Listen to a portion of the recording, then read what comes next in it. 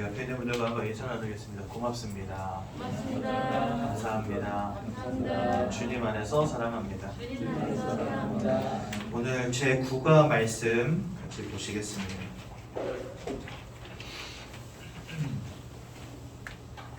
요한복음 16장 24절 말씀 보겠습니다. 요한복음은 신약 성경에 있습니다. 16장 24절 말씀 한 절만 같이 보시겠습니다.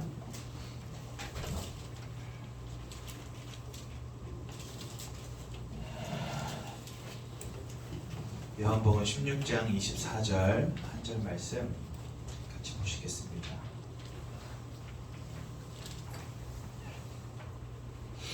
네, 우리 한 목소리로 함께 봅니다. 시작. 지금까지는 너희가 내 이름으로 아무것도 구하지 아니하였으나 구하라 그리하면 받으리니 너희 기쁨이 충만하리라. 아멘. 세상 사람들, 흔히 이제 우리는 예수님을 믿지 않는 사람들이라는 의미로 불신자라고 말을 합니다.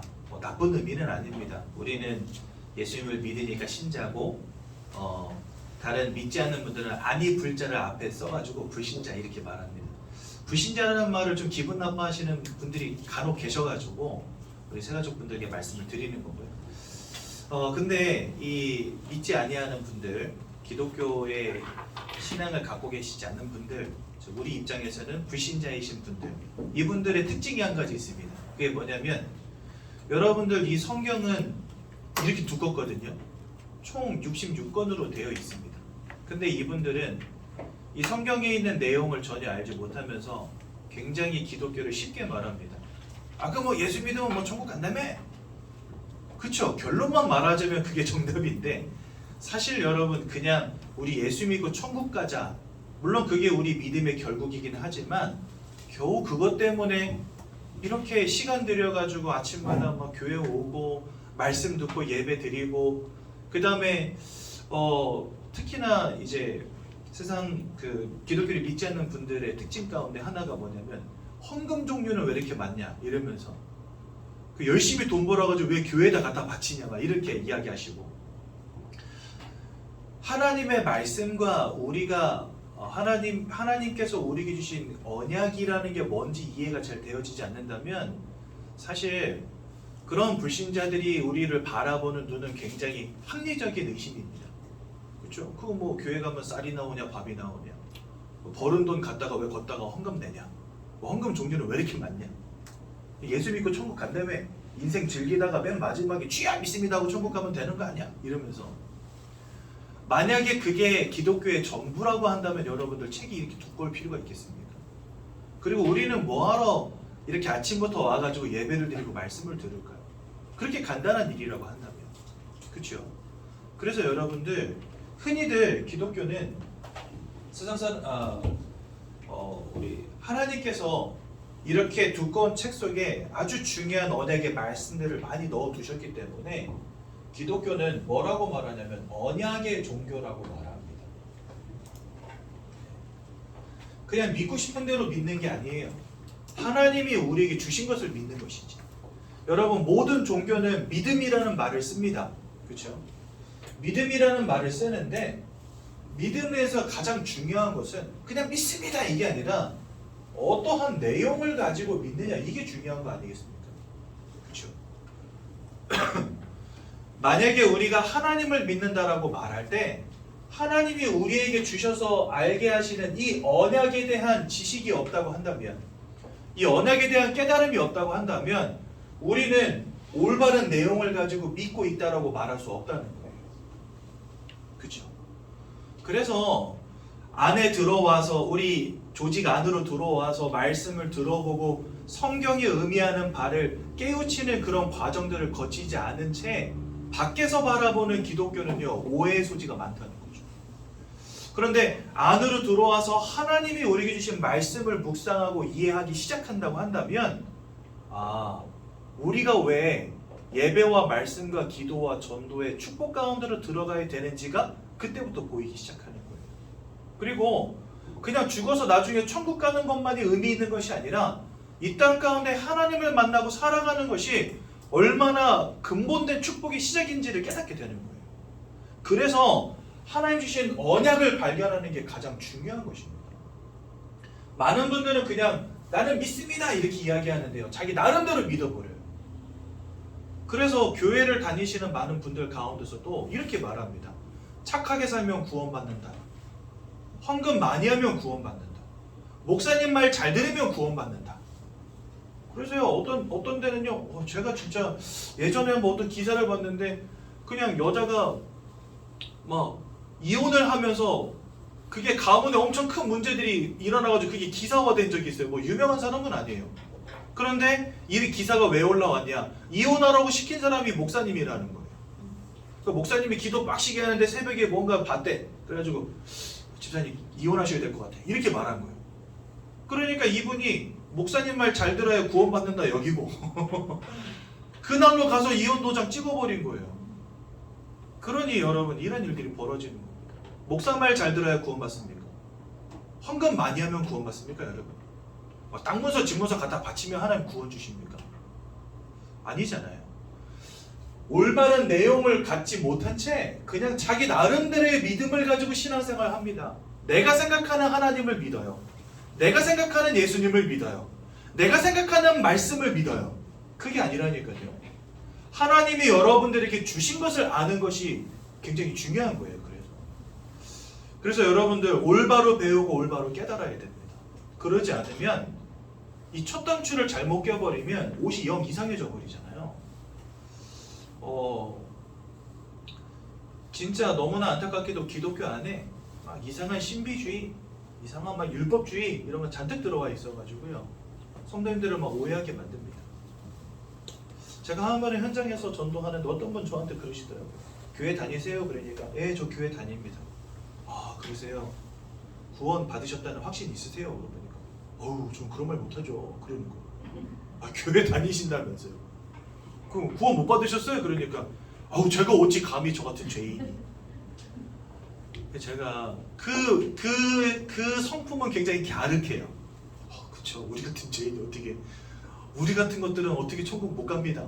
그거는 너무 멋지고 이상적인 믿음일 것 같잖아요. 그런데 사실 하나님이 주신 말씀하고는 전혀 상관없는 믿음인 거예요. 그런데 교회 안에 이러한 믿음 많이 들어와 있다니까요. 그래서 여러분들 중요한 것은 믿음을 갖는 게 아니라 어떠한 내용의 믿음을 갖느냐가 중요한 겁니다. 가장 중요한 것은 하나님은 언약을 주시는 분이기 때문에, 약속을 주시는 분이기 때문에 그 약속의 내용을 믿는 믿음이 중요한 겁니다. 아멘. 우리 새가족 성도님들은 그래서 말씀을 통해, 예배를 통해 하나님 주신 언약이 무엇인지를 깨달아야 돼요. 그게 굉장히 중요합니다. 근데 여러분들 요즘에 뭐 워낙 이상한 이단 단체들 나와가지고 뭐 새 언약, 뭐 새 증거 이런 말들 하도 많이 쓰니까 제가 언약이라는 말을 쓰는 게 굉장히 사실은 조심스럽거든요. 이거 이상한데 아니야? 보통 교회에서 언약이라는 말 잘 안 쓰잖아요. 저도 오랫동안 교회 다녔지만 언약이라는 말 잘 못 들어봤거든요. 교회에서. 그런데 여러분, 이 언약이라는 건 뭐냐면은 그 말씀을 통해 주신 약속이라는 뜻입니다. 사실은. 하나님이 이 두꺼운 성경책 안에 계속해서 수천 년 동안 써져 내려오면서 이 성경 속에 하나님이 말씀으로 주신 언약으로 가득 차 있는데 그것을 우리가 바로 아는 게 중요하다는 거죠. 이상하게 해석하는 거 말고 그리스도를 부인한다든지 하나님의 삼위일체를 부인한다든지 이런 말도 안 되는 거를 부인하면서 자기가 하나님이 있냐, 자기가 성령이 있냐, 자기가 예수 있냐 말하면서 내가 말하는 게 그 새 언약이다 이렇게 말하는 사람들 있잖아요. 그렇죠? 뭐 신천지 이만희 씨 같은 사람들 자기가 또 다른 보혜사라고 말하지 않습니까? 계시록에 나오는 이긴 자라고 말하지 않습니까?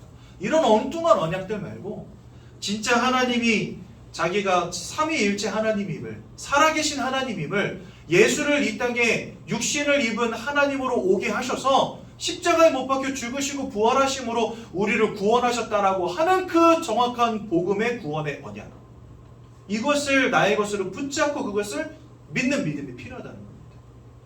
이게 오늘 저희 강단 말씀이에요. 핵심을 말하자면 이겁니다. 이해가 되시죠? 그래서 우리 새가족 성도님들은 진짜 이 하나님이 주신 언약을 바로 이해하는 그런 축복을 반드시 누리셔야 됩니다. 아무것도 모른 채 그냥 교회 다니는 사람 되지 말라는 거예요. 하나님의 성경을 통해 말씀하시는 구원의 진리가 무엇인지를 바로 깨달으시라는 겁니다. 그래야지만 여러분들 신앙생활 하는 가운데 응답받을 수 있고 그 속에서 인생의 참된 평안함과 행복을 찾을 수 있는 겁니다. 하나님의 언약을 제대로 발견하면 그때부터 보이는 게 있어요. 그게 뭐냐? 바로 영적 세계라고 하는 것입니다. 우리가 지금까지 영 간과하고 살아왔던 영적인 세계가 하나님의 언약이 발견되어야지만 그때부터 보여지기 시작해요. 그렇죠? 특히나 이게 보여져야만 오늘 국어가 이해가 됩니다. 응답과 함께하는 삶, 기도. 오늘은 구원의 길 말씀을 나누기 전에 요거 국어 먼저 하겠습니다. 지난 4주간 팔과를 못한 채 끝난 적이 하도 많아가지고 오늘은 아예 이거부터 하고 시작할게요. 첫 번째 한번 보십시오. 불신자의 기도가 응답되는 이유 무엇일까요? 그러니까 하나님을 믿지 않는 사람들이 막 기도합니다. 어딘가에 가서 막 빌고 절하고 드리고 하는데 이거 막 응답이 된단 말이죠. 뭔가 응답이 오니까 계속 하는 거 아니겠습니까? 저희 할아버지가 3대 독자세요. 근데 그때 당시에는 막 아들, 딸 굉장히 많이 낳는 시대였잖아요. 근데 3대 독자니까 손이 엄청 귀한 집이었죠. 근데 가문에 어떤 문제가 있었냐면 아들이 10살 되기 전에 아버지가 계속 돌아가시는 거예요. 그러니까 저희 할아버지도 8살 때 아버지가 돌아가셨어요. 그리고 저희 할아버지의 아버님도 10살 되기 전에 아버지가 돌아가시고 그 돌아가신 아버님도 어렸을 때 아버님이 돌아가신 거예요. 그러니까 손이 귀한 집이니까 집에서 우상숭배를 진짜 시게 해버린 거죠. 그래서 3대를 넘어서면서 우상숭배를 시게 했는데 이게 응답이 와버렸어요. 언제 응답이 왔냐? 저희 할아버지 때에 응답이 왔어요. 저희 아버님 형제가 7남매거든요. 할렐루야. 할렐루야입니까? 그러니까 이게 열심히 막 제사도 지내고 고사도 지내고 이렇게 무당들 불러다 푸닥거리도 하고 부적도 열심히 갖다 붙이고 이거 진짜 열심히 하셨는데 저희 할아버지가 7남매를 두시게 된 거예요. 그러니까 저희 할머니께서 진짜 본격적으로 시계 우상숭배 하신 거죠. 그러니까 저는요 어렸을 때 집에서 1년에 한 10번 정도 제사 지낸 것 같아요. 제 기억에.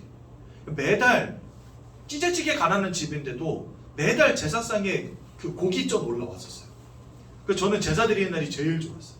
그때는 이제 자정에 항상 제사를 지냈거든요. 그 이제 한참 자고 나면 그날이 제사 날인지도 몰라.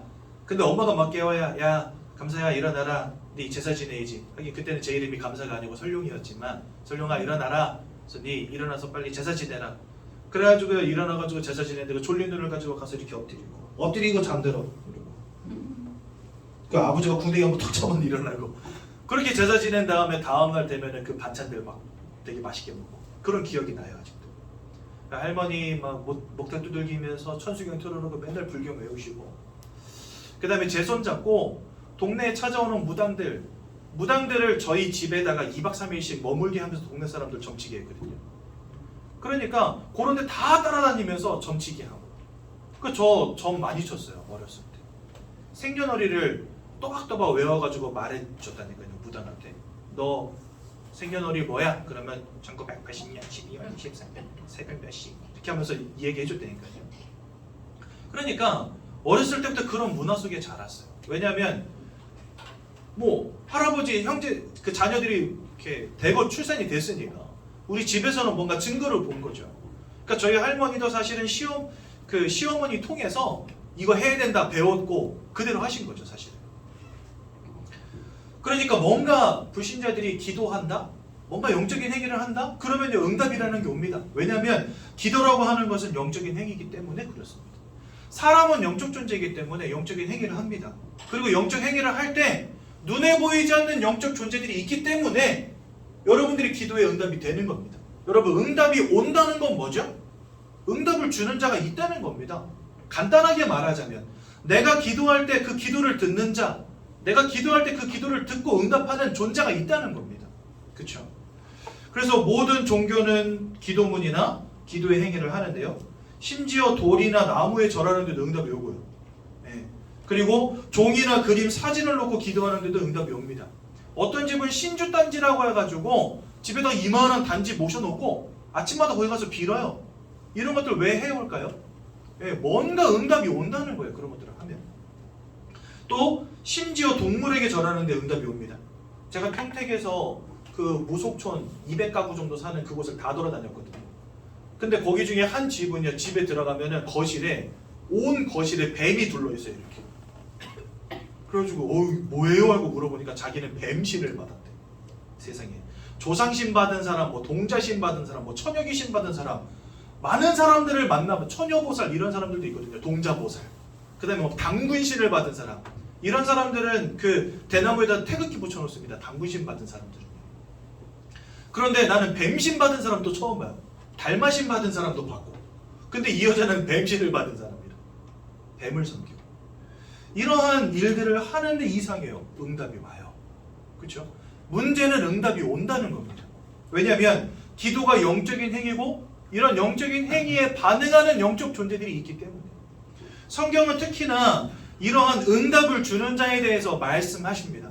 그 응답 주는 자가 바로 누구냐? 결국은 사단이죠. 그렇다면 이 사단은 왜 응답을 줄까요? 왜 응답을 준다고 생각하십니까? 목적은 단 하나밖에 없습니다.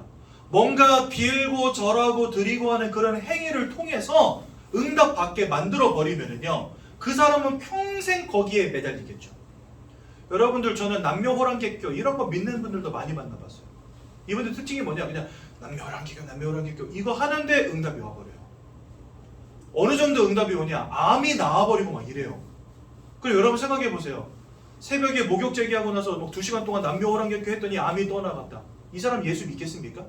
죽어도 안 믿어요. 평생 뭐 할까요? 남묘호랑객교 하는 거예요. 아픈 사람, 지인 중에 아픈 사람, 가족 중에 뭐 힘든 사람 있으면 다 뭐 시켜요? 야, 남묘호랑객교 나랑 같이 하자. 이렇게 돼버리는 거예요. 응답을 주는 데는 단 한 가지 이유밖에 없습니다. 뭐냐? 그 응답을 통해서 그리스도 예수, 하나님을 알지 못하게 만들려는 거 외에는 없어요. 그럼 여러분들, 왜 사단은 길을 쓰고 그리스도와 하나님 알지 못하게 만들까요? 하나님을 알지 못하고 그리스도를 알지 못하는 결과는 무엇입니까? 인생의 근본 문제와 운명과 사주팔자에서 헤어나지 못한 채 이 땅 가운데 고통 가운데 살아가다가 결국 나중에는 하나님의 심판받고 지옥으로 떨어지게 만드는 것 외에는 목적이 없다니까요. 그래서 여러분들, 뭔가 열심히 빌고 절하고 드리고 하면요, 능력이 나타나요, 진짜. 그리고 사람들에게 응답이 와버려요. 그런 응답을 한번 체험하고 나면 하나님 믿을 이유가 없는 거예요. 여러분들 뭐 부적 쓰고 뭐 굿하고 했는데 갑자기 병이 나버렸다. 교회 가겠습니까? 점집 가겠습니까? 당연히 점집 가지요. 그래서 여러분들, 성경에는 이렇게 사람들을 속이는 영적 존재 이름이 나온다니까. 그 이름이 뭐냐? 바로 사단입니다. 이 사단은요, 요한복음 10장 10절 도적이라 되어 있습니다. 모든 것을 빼앗고 죽이고 멸망시키려는 자. 여러분들에게 있어서 생명보다 중요한 거 없죠. 그 생명을 앗아가는 자가 누구냐? 바로 이 사단이라니까요. 여러분들, 하나님을 알지 못한 채 살아가다가 나중에 죽어서 영원한 불지옥 가운데로 떨어지는 겁니다. 영원한 생명을 여러분들로부터 앗아가는 거예요. 저 천국의 소망을 앗아가는 거예요. 그게 누구냐? 바로 사단이라니까요. 또한 요한계시록 12장 9절에는 천하를 꿰는 자, 즉 속이는 자라 되어 있고요. 요한복음 8장 44절 살인자, 거짓말장이라고 되어 있습니다. 또한 고린도후서 11장 14절에는 광명의 천사로 자기를 가장한다, 이렇게 되어 있습니다. 즉 이 녀석은요, 모든 존재들을 속이는 자, 속여서 결국은 하나님과 그리스도를 깨닫지 못하게 만드는 자. 그래서 응답 주는 데는 이런 이유가 있는 겁니다. 그런데 더 중요한 건 뭐냐? 4번입니다. 응답이 오는 것처럼 보이는데 그 이후에 더 큰 실패와 고통과 재앙이 임한다. 이게 사실은 중요한 거죠. 이렇게 교회 안에, 아니 현장에서 이렇게 전도하다 보면은 점치는 거 이런 거 되게 좋아하시는 분들이 있어요. 근데 이런 분들 특징이 뭐냐? 이제는 더 이상 안 간대요, 점집에. 옛날에 자주 갔었는데 그 이유를 물어보니까 옛날에 뭐 부적도 갖다 붙이고 그 다음에 굿도 하고 하니까 뭔가 문제가 해결이 되더라는 거예요. 근데 나중에 더 큰 문제가 오는데 그때는 더 많은 돈을 내서 굿을 해야 되고, 50만 원짜리 굿이 100만 원짜리가 되고 100만 원짜리가 500만 원짜리가 되고 이래 돼버려요. 나중에는 1000만 원을 요구하는데 자기가 그것까지 못하겠다. 그래가지고 그냥 지금은 그냥 그게 인생이려니 하고 살아간다는 거죠. 네, 문제가 와 있지만. 그러니까 문제가 해결되어지는 것처럼 보이지만 더 큰 재앙이 올 수밖에 없네요. 여러분들 우리가 영적인 원리를 제대로 이해하면 이 말들이 뭔지가 이해가 됩니다. 그냥 사람들은요, 에이 세상에 귀신이 어디 있어 이렇게 말하고 끝내버립니다. 근데 성경은 분명히 영적 존재 사단과 그 사단을 따르는 영적 졸개들 귀신이 있다라고 말합니다. 그러한 존재들은 사람들을 속여서 응답 주는 것처럼 속이지만 결국은 영원한 멸망 가운데로 빠지게 만들고 있다는 거죠. 그래서 여러분들 불신자가 기도하면 응답되는 이유를 정확히 아셔야 됩니다. 그렇다면 하나님 자녀의 기도는 무엇일까요? 예수를 그리스도로 믿어 하나님의 자녀가 된 자들에게만 하나님이 예수의 이름으로 기도할 수 있는 특권을 주셨습니다. 그게 오늘 요한복음 16장 24절 말씀입니다. 너희가 지금까지는 내 이름으로 구하지 아니하였으나, 즉 예수 이름으로 한 번도 기도한 적이 없다는 거예요. 이전에는요. 하지만 이제 구하라 이렇게 말씀하십니다. 즉 예수의 이름으로 구하라는 거죠. 그리하면 그것이 너희에게 응답될 것이다. 하나님이 너희를 성령으로 충만하게 할 것이고 너희 마음의 기쁨으로 채우실 것이다. 예수님이 이렇게 말씀하십니다. 여기도 똑같은 원리가 적용됩니다. 우리 하나님의 자녀인 우리가 기도할 때 듣는 분이 계세요. 그게 누굴까요? 하나님. 그러면 그것을 들으시고 우리에게 응답하시는 분이 계세요. 그분이 누굴까요? 맞습니다. 하나님. 하나님을 알지 못하는 자들의 기도는 흑암의 권세를 가진 사단이 듣고 속이는 응답을 주지만, 하나님의 자녀가 구하는 기도는 하나님이 들으시고 우리에게 참된 응답을 주십니다. 예수 이름으로 구할 때 응답되는 것입니다. 그래서 오직 하나님의 자녀만 하나님께 기도할 수 있고, 예수 이름으로 기도할 때 응답되고요, 기도하는 자에게 하나님 성령 주신다 했고, 하나님의 자녀의 기도는 역사하는 힘이 크며 끝까지 인내하며 기도하면 응답받는다라고 말씀하십니다. 그래서 하나님 살아계시다 하는데 영이시기 때문에 살아계신 하나님 우리가 알 수 없잖아요. 그런데 어떻게 하나님 살아계시다는 것을 체험할 수 있냐? 기도를 통해서 체험할 수 있습니다. 저희 가문이 이제 예수께로, 저희 어머니, 아버님, 할머니, 저까지 이렇게 예수께로 돌아오고 난 뒤부터 우리 가문의 모든 사람들이 예수 믿고 하나님 알게 해달라는 기도를 끊임없이 지금까지 해왔거든요. 근데 하나님 그거에 응답하세요. 제 양 가문에서, 저희 어머니 가문, 저희 아버님 가문에서 오랫동안 제사 같은 거 지내오시던 큰 외삼촌과 큰아버님 두 분 다 예수 믿고 돌아가셨어요. 그러니 우리가 기도하면 하나님이 기가 막히게 응답을 주시니까 하나님 살아계심을 부인할 수가 없는 거예요. 아, 진짜 하나님 살아계시니 맞구나. 기도하면 응답하시니까. 그래서 여러분들 살아계신 하나님을 체험하고 싶으시다면 기도해 보십시오. 하나님 응답하십니다. 누구의 이름으로요? 예수의 이름으로 기도할 때. 그래서 응답과 함께하는 삶입니다. 기도는요. 우리 새가족분들 저는 기도 몰라요. 괜찮아요. 그냥 하나님께 하고 싶은 말 다 하세요. 그리고 마지막에만 예수 이름으로 기도합니다 하면 그게 기도입니다. 뭐 기도는 일정한 틀이 있는 것도 아닙니다. 정답이 있는 것도 아닙니다. 너 그따구로밖에 기도 못해? 하나님 이렇게 따지지도 않으십니다. 새가족분들도 하나님께 기도할 수 있습니다. 장로님들, 목사님들 이런 사람들만 기도하는 거 아닙니다. 오늘 당장 예수를 믿었어도 예수 이름으로 기도할 수 있습니다. 하나님 주신 특권이기 때문에. 특권은요, 사용하지 않으면 손해예요. 그렇죠? 여러분들 기도해 보세요. 뭐든지 하나님 아버지 앞에 기도해 보세요. 하나님 응답하십니다. 그래서 응답과 함께하는 삶을 누리는 우리 귀한 성도님들 되시기를 바랍니다. 진짜 이 땅을 살아가면서 그 누구에게도 들을 수 없고 어떤 학교에서도 배울 수 없는 그런 내용들을, 특히나 영적인 세계와 영적인 원리에 대한 메시지들은 교회에서 목회자를 통해서 강단을 통해서 배우지 않으면 배울 기회가 전혀 없습니다. 그래서 여러분들 이 자리를 통해서 배우시는 내용들이 정말 뭘 말하는 것인가 정말 귀 기울여 들으시면서 진짜 하나님이 성경을 통해 우리에게 주신 복음이 뭔지를 깊이 깨달아가는 은혜의 시간 되시기 바랍니다. 성경은 하나님께서 사람을 창조하셨다라고 말씀하십니다. 그게 창세기 1장 27절과 28절 잘 나와 있습니다. 여기 보니까 하나님의 형상을 따라 사람을 살아있는 영, 즉 영적 존재로 창조하셨다라고 말씀하십니다. 그래서 여러분들 사람은 육신을 가졌고 마음을 가졌지만 또한 영혼을 가진 영적 존재입니다. 근데 여러분들 사실 영혼이라는 말은 있잖아요. 영과 혼의 이 뭡니까? 뭐라 그랬죠? 뭐라 그러죠? 두 개 합쳐진 말을 뭐라 그러죠? 합성어. 합성어. 감사합니다. 합성어입니다. 영이란 말과 혼이란 말의 합성어. 그 여러분들 영은 뭐냐면 영어로 spirit입니다. 그리고 혼은 영어로 soul입니다. 다 들어보신 적 있죠? 우리 성령을 홀리 스피릿이라고 하잖아요.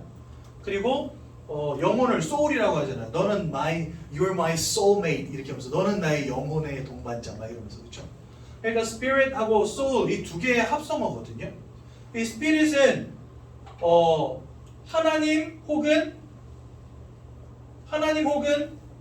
사단 이런 영적 존재들을 말합니다. soul은 뭐냐? 각 사람에게 와 있는 혼을 말합니다.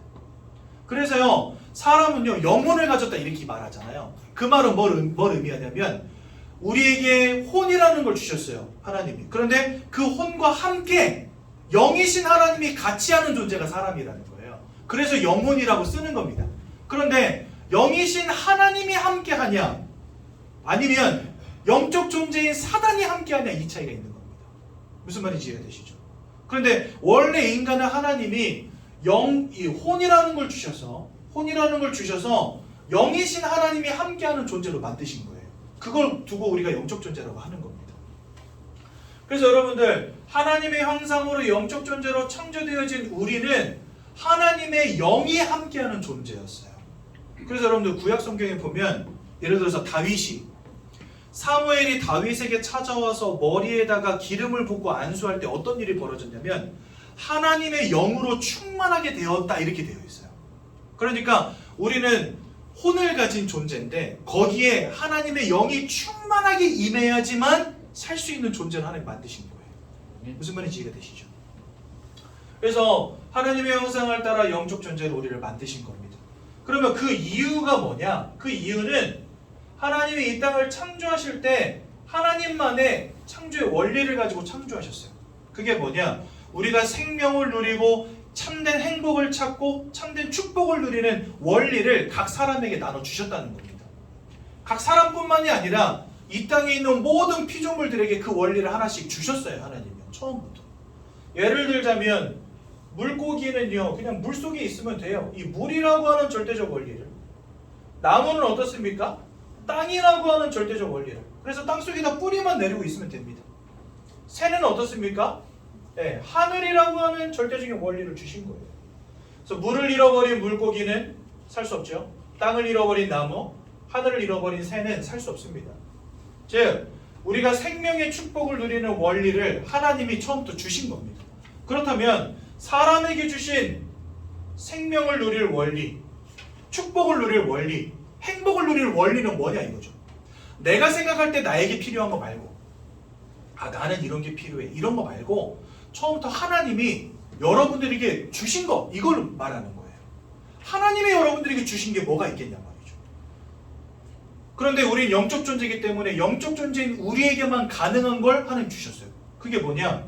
바로 하나님 자신입니다. 더 정확히 말하자면 하나님의 영을 우리에게 부어주신 거죠. 그래서 하나님이 우리와 함께 하시는 인생, 그렇게 하나님 우리를 창조하신 겁니다. 처음부터. 그런데 이 원리가 얼마나 중요한지 물고기에겐 물과 같은 거예요. 나무에겐 땅과 같은 것이고 새에겐 하늘과 같은 그 원리를 우리에게 주신 겁니다.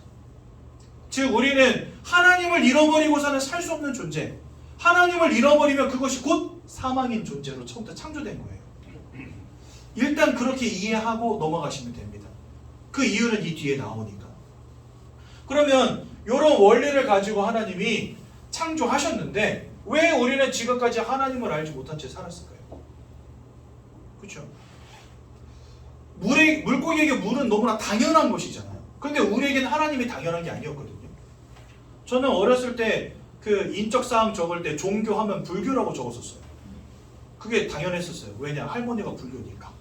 우리 가문의 종교가 불교니까. 그래서 저는 그냥 불교가 내 종교라고 생각했거든요. 처음부터 하나님이 나에게 당연하게 하나님인 적이 한 번도 없었어요. 저는 살아오면서. 어느 날 나에게 찾아오신 하나님을 만난 순간부터는 내가 하나님을 떠나서 이 고생했구나라는 걸 깨닫게 됐지만 그 전에는 내가 왜 하나님 믿어야 되는지 그 이유도 몰랐다니까요. 나무에게 땅은 너무나 당연한 건데 나에게 하나님은 한 번도 당연한 적이 없었어요. 그 말은 당연했던 존재인 하나님이 나에게 당연하지 않은 존재로 바뀌었다는 걸 의미하는 거거든요. 그것을 우리는 뭐라고 하냐? 인생의 근본 문제라고 합니다. 어떠한 근본 문제가 터지게 되었냐? 아까 제가 열을 내면서 이 기도에 대한 말씀을 드리면서 계속해서 언급했던 존재, 사단. 하나님을 대적하여 타락한 천사라고 성경은 되어 있습니다. 3명의 천사장 가운데 하나였고요. 모든 천사들의 3분의 1을 거느린 천사장이었는데 그에게 있는 아름다움과 지혜로움을 보고 교만에 빠져서 하나님께 대적했다가 타락한 존재다라고 이사야서와 에스겔서에 보면 나와 있습니다. 그래서 이 녀석은요, 원래 하나님을 찬양하던 천사장이었는데 하나님께 대적하여 타락했습니다. 그리고 그 사단을 따르던 3분의 1의 무리들, 그 천사들이 타락하여서 귀신이 되었다고 성경 말씀하십니다. 뭐 귀신이 됐다라고 말이 되어 있진 않지만 이 천사가 타락할 때 그를 따르는 천사의 무리도 함께 타락했다라고 되어 있습니다. 성경에. 즉, 이 사단, 하나님을 대적한 존재인 사단이 하나님이 만드신 첫사람 아담과 하와를 속여서 하나님이 따먹지 말라는 선악과를 따먹는 원죄를 짓게 만들어버립니다. 그 결과로 하나님의 영이 함께하던 인생이 이제는 하나님의 영을 잃어버린 채 하나님을 떠난 존재로 전락하게 되어버립니다. 그래서요, 결국은 하나님과 함께하는 이 축복 가운데 있었던 우리를 무너뜨린 존재가 누구냐? 이 녀석이라니까요. 그래서 모든 것을 빼앗고 죽이고 멸망시키는 자라고 말하는 거예요. 여러분들로부터 가장 중요한 영적인 원리를 빼앗아간 자거든요. 축복의 근원 대신 하나님을 잃어버리게 만든 존재가 누구냐? 이 사단이라는 겁니다. 사단에게 속아서 죄를 짓고 결국은 하나님을 떠나는 문제. 마치 물고기가 물 밖으로 나온 것처럼 나무가 땅에서 뿌리 뽑힌 것과 같은 문제가 인생에게 찾아온 겁니다. 여러분들, 물을 잃어버린 물고기가 곧 사망이듯이 하나님을 잃어버린 인생이 곧 사망입니다. 그래서 에베소서 2장 1절에서 3절에 죄와 허물로 죽어버렸다 이렇게 말씀하신다니까요. 죄와 허물로 죽었던 너희를 살리셨다 이렇게 되어 있습니다. 즉 우리는 영적인 사망 가운데 빠지게 된 겁니다. 하나님을 알지 못하는 존재로, 하나님을 떠난 존재로, 하나님을 잃어버린 그 자리에 이제는 사단이 또아리를 들고 역사하는 존재로 바뀌어버린 거예요. 이전에는 하나님의 영을 받았다고 한다면 이제는 사단의 역사 가운데 살아가는 인생으로 바뀌어진 겁니다. 혼을 가진 영적 존재인 우리에게 하나님의 영이 임하셔야 되는데 하나님의 영 대신에 흑암의 권세가 임해버린 거예요. 사단의 영이 임해버린 거예요. 그래서 모든 사람들은 그때부터 사단 마귀에게 사로잡힌 인생이 되어버린 겁니다. 그것을 두고 성경은 뭐라고 말씀하시냐? 요한복음 8장 44절에 너희는 너희 아비 마귀에게서 났으니 즉 마귀에게 속한 자가 되었다라고 성경 말씀하십니다. 왜? 하나님께 속한 자였는데 이제는 이게 완전히 마귀에게 속한 자로 바뀌어버렸어요. 이것을 세상 말로는 뭐라고 하냐? 운명과 사주팔자라고 하는 것입니다. 여러분, 내 인생을 쥐고 흔드는 자가 있다는 거예요. 내가 얼마나 착하냐, 얼마나 열심히 살았냐 이것과 상관이 없이 어느 날 내가 원치 않는 그런 인생의 문제들, 마음과 생각의 문제들, 삶과 육신의 문제들, 인간관계의 문제들, 경제의 문제들 막 가져다 주기 시작하는 겁니다. 누가요? 여러분들의 인생을 운명과 사주팔자로 사로잡은 사단이. 여러분들, 많은 사람들은 다 행복해지기 원해요. 그런데 진짜 나는 행복합니다라고 말하는 사람 찾기 쉽지 않더라고요. 나는 너무 불행해요. 나는 문제가 너무 많아요. 왜 나만 이렇게 힘들죠? 이렇게 말하는 사람들 굉장히 많아요. 저도 그 중에 한 사람이었어요. 저도 인생에 큰 문제들이 많이 오면서 너무 힘들다 인생 사는 게, 이런 생각 속에 늘 빠져있던 사람이었거든요. 그러니 이런 원치 않는 문제들이 오는 이유를 우리는 알지 못한 채 살아가는 겁니다. 근데 성경은 말씀하세요. 불행을 가져다 주는 자가 있다. 그 녀석에게 우리가 사로잡힌 바 되었다. 정확히 말하면 속한 자가 되었다. 요한일서 3장 8절에 또 나옵니다. 죄를 짓는 자마다 마귀에게 속하였나니 저는 처음부터 범죄함이니라. 그러니까 죄를 짓는 자마다 다 마귀에게 속해 있다는 거예요. 그런데 로마서 3장 10절은 의인은 없나니 하나도 없다. 의인은 죄와 상관이 없는 사람을 말하는 거거든요. 이 땅에 의인은 없나니 하나도 없다는 거예요. 왜요? 첫사람 아담의 원죄로 인해서 모든 사람은 지금 죄악의 권세에 붙잡혔기 때문에. 그래서 로마서 3장 23절은 뭐라 말씀하시냐? 그 죄로 말미암아 하나님의 영광에 이르지 못하게 되었다. 그러니까 모든 사람이 다 죄인이며 하나님의 영광에 이르지 못하게 되었으며 그 죄를 짓는 자마다 누구에게 속해 있다고요? 마귀에게 속하여 있다. 그러니 우리 모두는요 한 명의 예외도 없이 다 마귀에게 속한 자가 된 겁니다. 운명과 사주팔자에 사로잡힌 자가 된 거죠. 근데 이 녀석은 요한복음 10장 10절 도적이요 모든 것을 빼앗고 죽이고 멸망시키려는 자, 계시록 12장 9절 천하를 속이고 꿰는 자 돼 있는 겁니다. 그러니 여러분 우리는 지금까지 너무나 억울하게도 이런 영적 세계가 있는 것도 모르고 이런 영적 존재가 있는 것도 모르고 이 영적 존재가 주관하는 운명과 사주팔자에 꽉 묶인 채 고통당하며 어려움당하며 방황하며 문제 속에 살아왔다는 겁니다. 행복하기 원했지만 행복할 수 없는 존재, 성공하기 원했지만 사단의 권세에서 자유로울 수 없는 존재, 운명과 사주팔자 속에서 방황할 수밖에 없는 존재로 지금까지 살아왔다는 거예요. 여러분들의 잘못이 아닙니다. 여러분들이 남편을 잘못 만나서 아내를 잘못 만나서가 아닙니다. 자녀를 이상한 걸 낳아서가 아닙니다.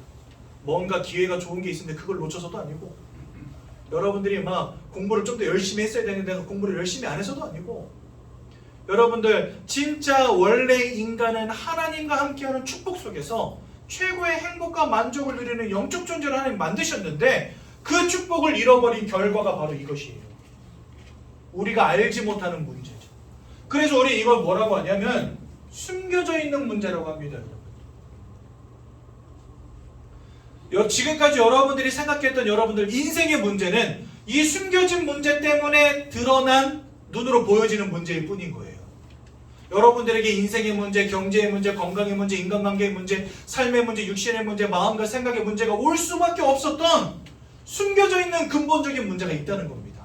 하나님을 잃어버린 채 사단에게 붙잡힌 문제. 그래서 이 속에서 뭐 하냐? 우상 숭배하는 겁니다. 예. 아까도 제가 말씀드렸죠. 왜 응답이 온다 했죠? 하나님 모르게 만들기 위해서. 그래서 사단은요 무조건 우상 숭배하게 만들어버립니다. 사람들로 하여금. 막 깎아놓고 빌게 만들고 절하게 만들고 막 제사상 차려놓게 만들고 돼지머리 삶아다 놓고 절하게 만들고, 그치요? 막 뭡니까 동짓달만 되면은 뭐합니까? 막 팥죽 해가지고 막 고시래도 하고. 저도 옛날에 그거 맨날 했거든요. 할머니가 저한테 꼭 시켜요. 무서운데 시골이라 전등도 없는데 야 이거 뒤뜰에다 갖다 놓고 와. 디란이라고 해요. 디란에다 갖다 놓고 와. 그러면 왜 나야? 그러면 내가 가니? 그럼 이제 제가 들고 가는 거예요. 그러면 무서워서 뭐 이렇게 벌벌 떨면서 고양이 지금 왜이씨 이러면서 가가지고 뒤에다 놓고 항아리 위에다 놓고. 할머니가 그거 맨날 시켰어요 저한테. 그거 해야 된대요.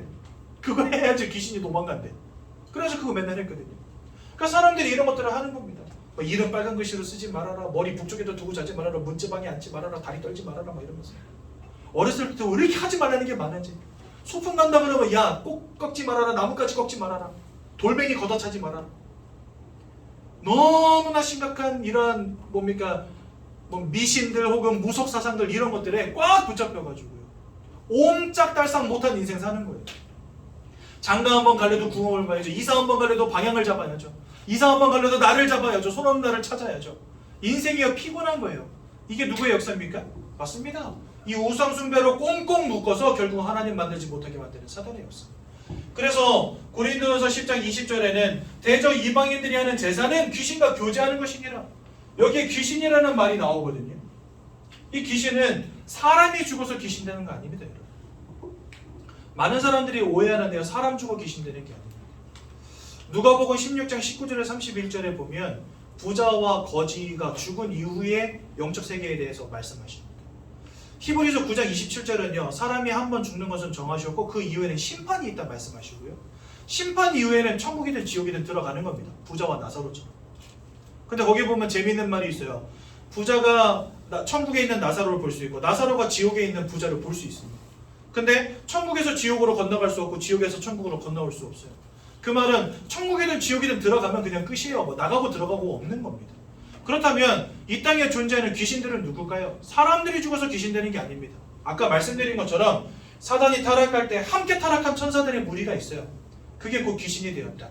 그 말은 뭐죠? 사단이나 귀신이나 한 통속이라는 거. 그렇죠? 그러니까 이 사단과 귀신의 무리들이 사람들을 속이고 우상숭배하게 만드는 것입니다. 그러면서 사람들이 이와 같은 문제 속에 살아가다 보니 그 마음과 생각이 평안함을 누릴 수가 있겠습니까? 절대 그럴 수가 없죠. 마음과 생각이 무너져서 뭐 우울증으로, 조울증으로, 혹은 분노로, 두렵고 떨림으로 이런 마음 상태로 살아가는 겁니다. 공황장애로, 또는 뭐 악몽을 꾼다든지 환상을 본다든지 환청을 듣는다든지 이런 문제들이 계속해서 오는 거죠.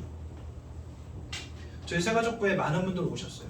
제가 그분들 이렇게 다 만나보진 못했지만 가끔 이렇게 한 분 한 분 이렇게 만나보면 진짜 와 정말 상상도 못한 그런 이야기들 하세요. 어떤 분은 지게차 운전자인데요. 지게차 운전하다가 갑자기 불상이 자기 앞에 나타났다 사라지는 거예요. 그래서 퇴사하셨어요. 자기 너무 미치겠다는 거예요. 그래서 오신 분도 계시고, 어떤 친구는요 밤에 잠을 자려고 하면은 뭐가 자꾸 자기 몸을 더듬는데 혼자 있는데 그래가지고 온 친구도 있어요. 그 어떤 사람은요 자기가 과대망상에 환상을 보는 사람이래요. 약을 끊으면 어떤 일이 벌어지냐, 창밖에 있는 날파리들이 창문을 뚫고 방 안으로 들어오는 환상을 본대요. 그래 이런 말도 안 되는 문제 속에 있는 사람들이 너무 많다는 거예요. 그렇죠? 근데 분명히 이런 것들 때문에 고통당하는 사람들이 주변에 많이 있다는 거죠. 너무나 많은 사람들이 우울증, 조울증, 분노와 같은 두려움으로 떨림으로 이렇게 살아가고 있습니다.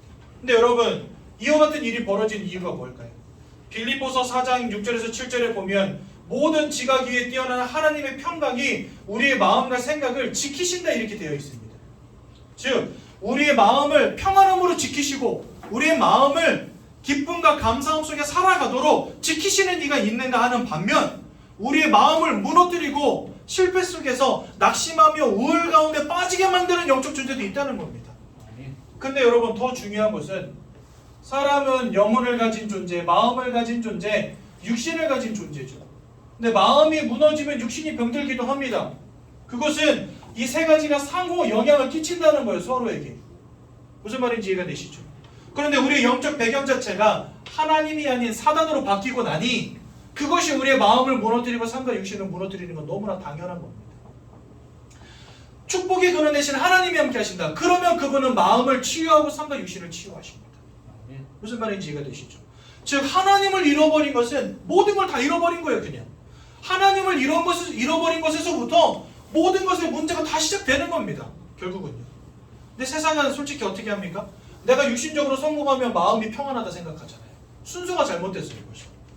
하나님을 만나는 것에서부터 마음과 육신의 평안과 승리가 오는 것인데 세상은 영적인 거 알지 못하니까 내가 육신적으로 성공해야 그게 마음의 평안함이라 생각합니다. 이 시대는 육신적으로 많이 발전했지만 사람들의 마음은 더 많이 무너진 시대가 됐어요. 왜 그럴까요? 육신적으로 아무리 발전해 보십시오. 아무리 뛰어난 것들이 나온다 해보십시오.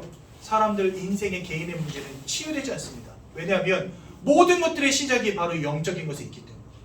그래서 영적인 원리를 알고 영이신 하나님을 만나는 것에서부터 우리 인생을요 재정립해야 되는 거예요. 그래서 여러분들 예수를 만나는 순간을 우리는 뭐라고 하냐면 born again이라고 합니다. born again, 다시 태어났다라고 말해요. 즉 하나님을 알지 못하는 옛사람은 가고 하나님을 만나 새 사람으로 다시 태어나는 겁니다. 왜요? 새롭게 하나님을 만난 것에부터 시작되기 때문에 새로운 인생으로 정립되는 것이기 때문에. 그러니까 여러분들 지금까지 우린 이거 모르니까 내가 왜 무너지는지 모른 채 살아온 거예요. 그냥 올해는 뭔가 되겠지. 그래서 가서 점도 쳐보고 부적도 갖다 써보고 하는 겁니다.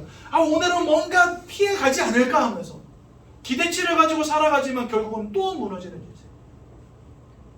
그럼 여러분 마음과 생각이 무너지니 결국은 삶과 육신이 무너질 수밖에 없죠. 너무나 많은 사람들이 실패로, 질병으로, 고통으로, 중독으로, 이혼도 하고 자살도 하고 인생이 무너지는 겁니다. 왜 무너지는지도 모르죠. 이렇게 살다가 나중에 죽어서는 히브리서 9장 27절에 사람 한 번 죽는 것은 정하신 것이고 그 이후엔 심판이 있다 말씀하시거든요.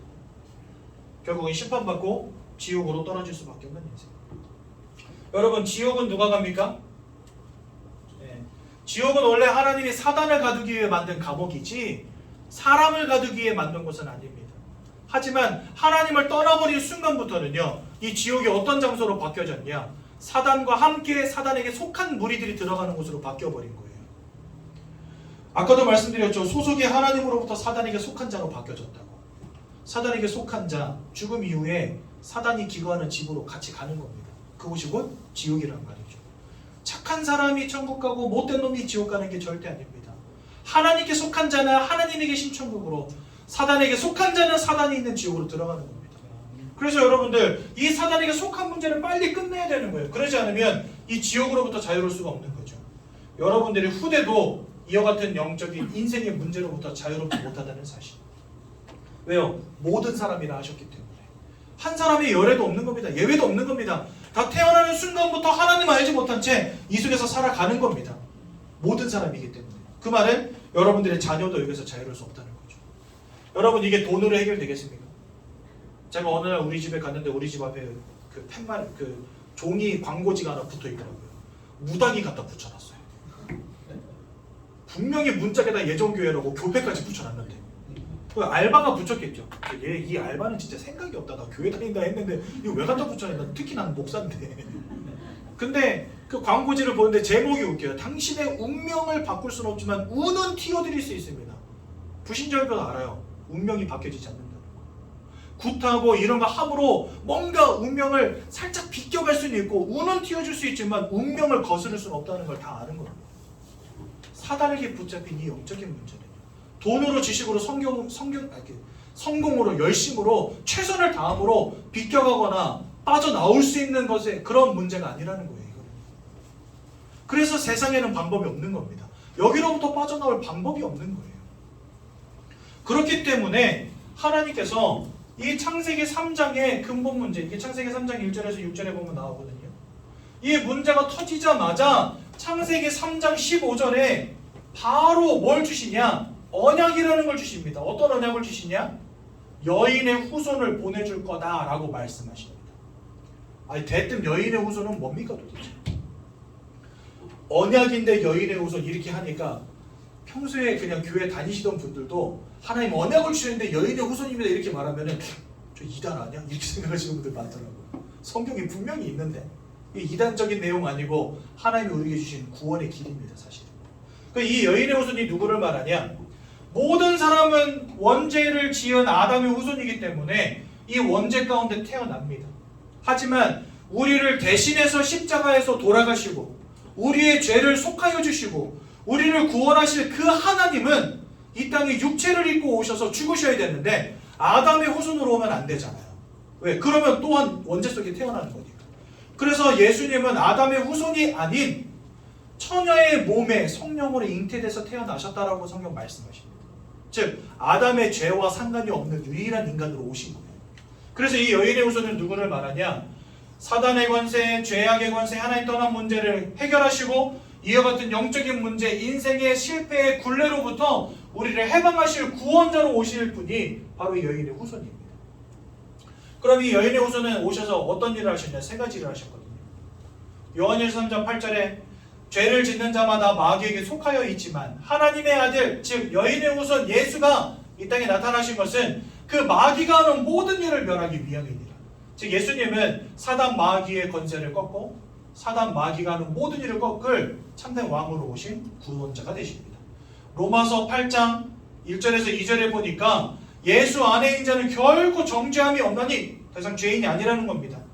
죄와 사망의 법에 묶여있던 너희를 예수 안에 있는 생명의 성령의 법으로 해방하였느니라. 즉 예수님은 우리를 모든 죄악 가운데서 저주 가운데서 우리를 해방하신 참 제사장이 되십니다. 요한복음 14장 6절에 내가 곧 길이요 진리요 생명이니 나로 말미암지 않고는 하나님을 떠나버린 문제 가운데 있는 우리가 하나님께로 올 자가 아무도 없느니라. 즉 예수 그리스도를 통해서만 우리가 하나님께로 갈 수 있다는 겁니다. 예수님은 하나님께로 갈 길을 여신 참 선지자가 되십니다. 이분이 2000년 전에 사람의 몸을 입고 이 땅에 오셔서 우리를 위해서 고난당하시고 고통당하시고 십자가에서 우리를 위해서 죽임당하시고 우리를 위해 생명을 내어주시고 돌아가신 지 3일 만에 부활하심으로, 여기 굉장히 중요한 거, 피 흘려주심으로 우리를 완전히 구원하시고 우리를 하나님의 자녀 삼아주셨습니다. 그래서 그 예수님을 우리를 뭐라고 부르냐? 바로 그리스도라고 부르는 것입니다.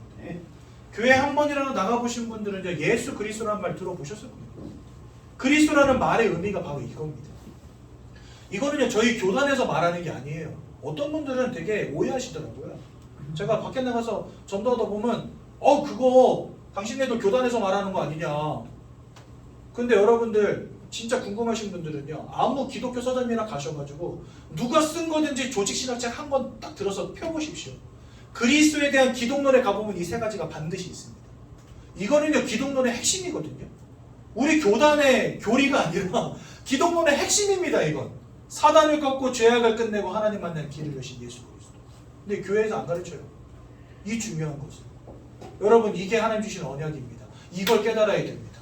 우리 인생의 문제를 끝내신 이는 왕 되시고 제사장 되시고 선지 되신 예수 그리스도 외에는 없는 거예요. 아멘. 그래서 세상에는 방법이 없고 오직 예수여만 된다는 것입니다.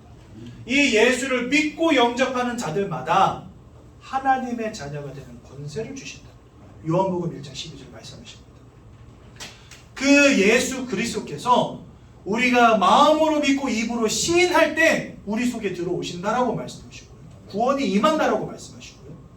요한계시록 3장 20절에는 지금 우리 마음문을 두들기고 있으니 이 음성을 듣는 자마다 마음문을 열고 받아들이기만 하면 예수님 들어오셔서 함께 하시고 먹고 마시고, 그렇죠? 그렇게 말씀하십니다. 그래서 여러분들 지금 이 시간 우리를 이와 같은 인생의 영적 굴레로부터, 사단의 역사로부터, 죄악의 권세로부터, 하나님 떠난 방황으로부터 우리를 구원하시기 위하여 이 땅에 오신 예수 그리스도, 십자가 위에서 나를 구원하시려고 돌아가시고 부활하신 그 예수 그리스도를 믿음으로 하나님의 자녀들은 최고의 축복 누리시기 바랍니다. 아멘. 방법은 한 가지밖에 없어요. 기도하는 겁니다. 두 손을 모으시고 두 눈을 감으시고 제가 기도할 때 저희 기도를 따라서 함께 기도하심으로 예수 그리스도를 만나는 귀한 날 되시기 바랍니다.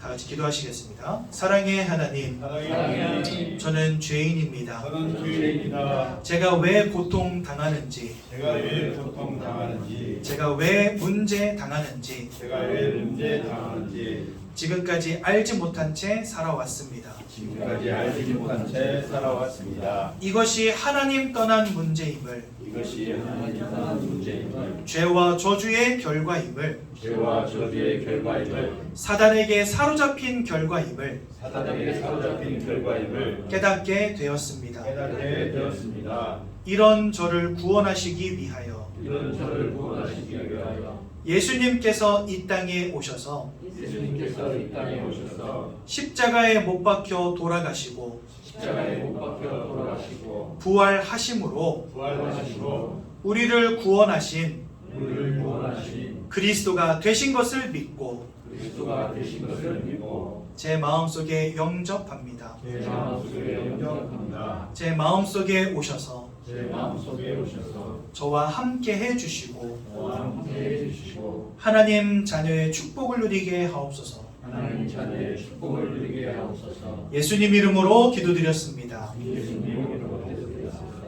아멘. 아멘. 네, 축하드립니다.